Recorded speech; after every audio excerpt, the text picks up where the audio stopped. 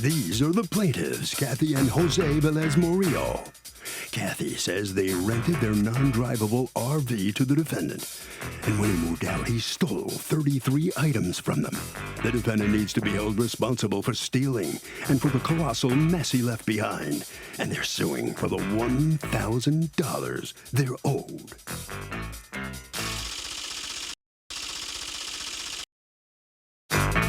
This is the defendant, Michael Sassente.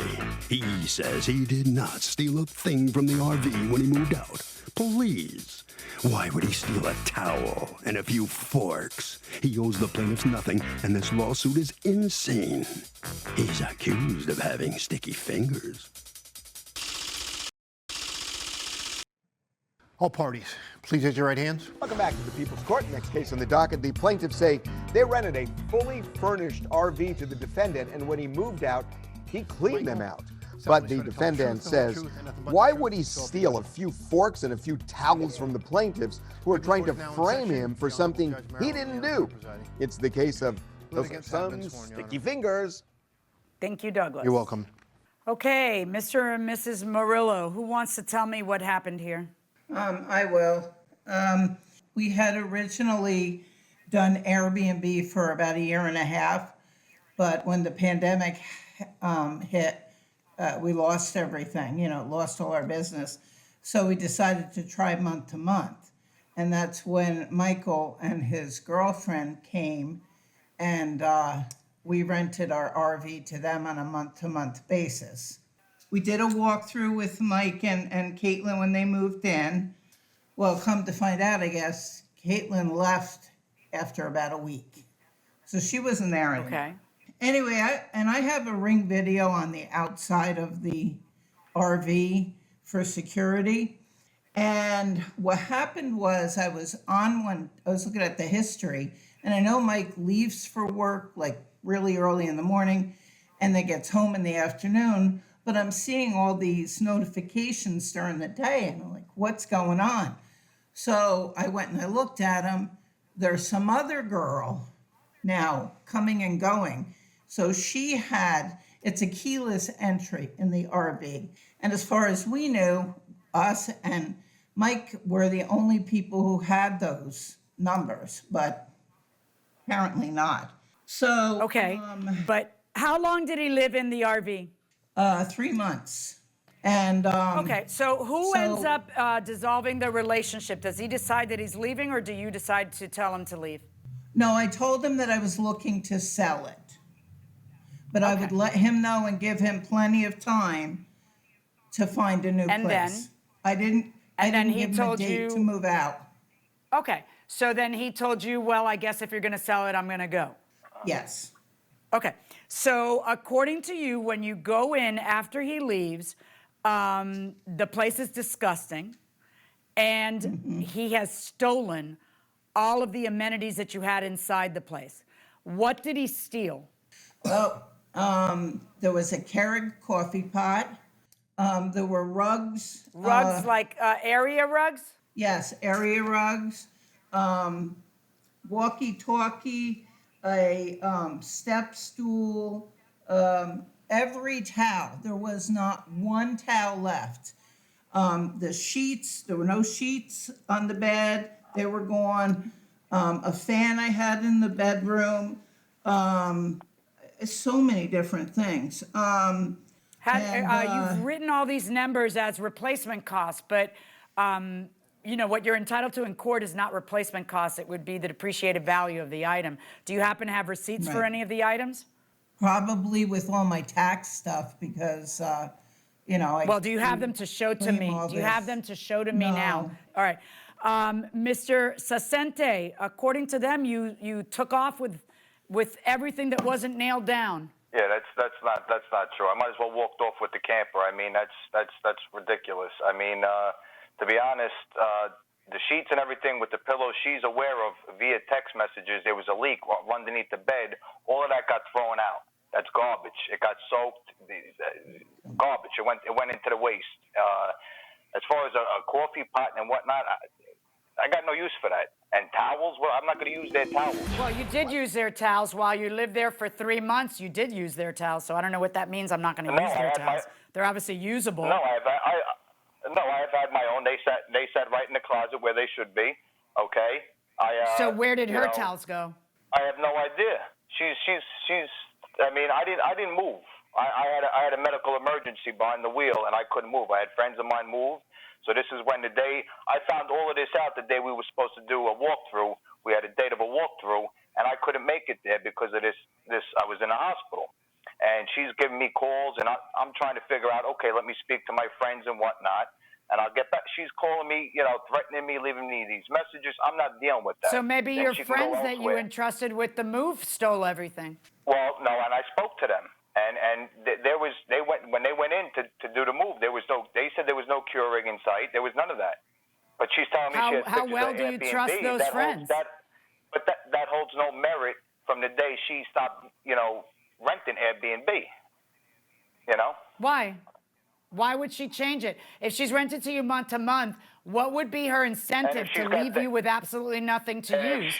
On the contrary, if you leave, then she might Airbnb it again, and she needs that stuff inside of the camper. She doesn't want to create more work for herself and remove the stuff from the camper. So if the stuff was there for Airbnb, it was probably still there for you. Right, but I didn't take it. That's what I'm trying to tell you. She's watching me on Ring go to work and come back. Well, where's the ring of me walking out with the stuff, packing up? Where's that? Okay, there was a ring that she introduced into evidence. And what am I supposed to learn from this video? What he has in his hand is my broom and dustpan. It's not a big deal or anything, but it just kind of showed he took this and he put it in his car. Yeah, but you know what? You gotta remember. You're gonna remember times like this.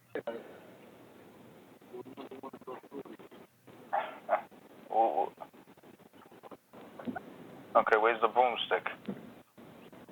When did you move out? What day did you move out? I was supposed to be out by the 24th, which everything was out by the 24th. Okay, but this is a video of you on August 15th. Like I said, I wasn't there from the 16th. You said you had to the 18th. accident on the 12th. You said you had the accident on the 12th. This is you on the 15th. You look pretty healthy. And Yeah. that's the broom and the dustpan together. And that's you putting it in your car. You have an affidavit you wanted to show me, Ms. Murillo, which is from the person who you hired to clean the place, correct? Correct. She ended up charging you $140 for cleaning the place because, according to her, it was filthy. Let's see her and then you submitted the affidavit. And what she says is, when I went to the camper, all of the bedding, towels, bathroom accessories were missing. Almost everything was missing from the kitchen, with the exception of a few dishes with rotting food left in the sink. Pots, pans, dishes, cutting board, Keurig coffee maker, fan, accessories were all gone. All the walls had to be washed down, and the carpet needed to be cleaned, and the bathroom and kitchen scrubbed, which I did, and I charged her $140 for. Okay, and then you also introduced into evidence one last thing, which is the background checks that you apparently saw to conducting of Mr. Sacente after you rented to him, not before. Have you ever been convicted of a crime, Mr. Sacente? Yes. How many and what? It's relevant whenever anybody testifies. Okay, and what was it just for? one. For theft. What did you steal? Well, no, it wasn't even. It was just something at Walmart that had came about with somebody that I was with, but that's all resolved. I mean, it wasn't. There was no stealing involved. There was no. I don't know what leaving that the means. store, If none of someone that. with you steals, somebody who was with you steals something, you don't take the rap for it. So I don't understand. Like, you wouldn't be found guilty, you wouldn't plead guilty because there would be no evidence of your guilt. So what was it that made you plead guilty to this petty theft? What was it you were accused of stealing? It was just a return. It was returning a merchandise. That's what it boiled down to. What merchandise? Returning an item. What merchandise? So there was somebody that I was with that returned an item that was picked up off the shelf. So and I took, I happened to be there with them. Okay, Mr. Sasente, you understand that I could take a recess, keep you waiting, and find out what the truth is.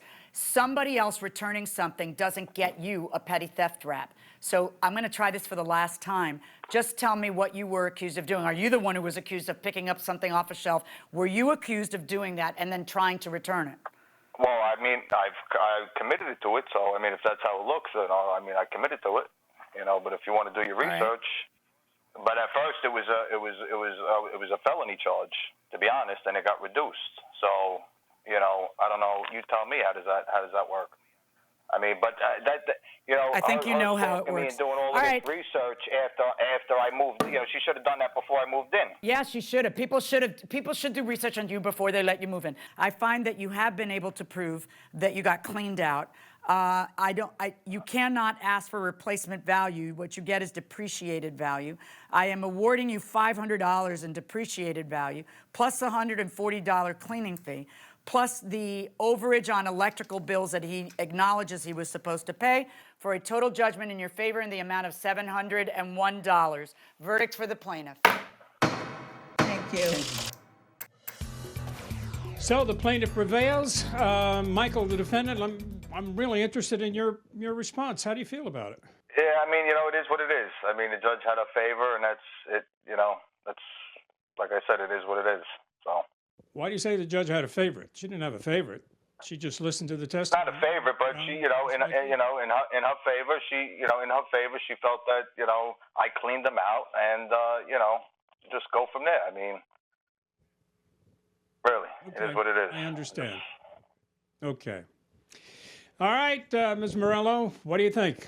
Well, personally, I didn't really think that I would get anything because I found out that Mike had lost his job about a week after he left the place. So I'm glad that the judge saw through his lying. Really? I'm happy with the decision.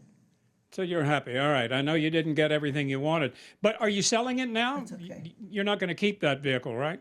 We're moving it to a different park, and we're going to go back to Airbnb. Nobody wants to buy a 11-year-old camper. So we tried. Well, listen, good luck to you wherever you go, wherever you end up.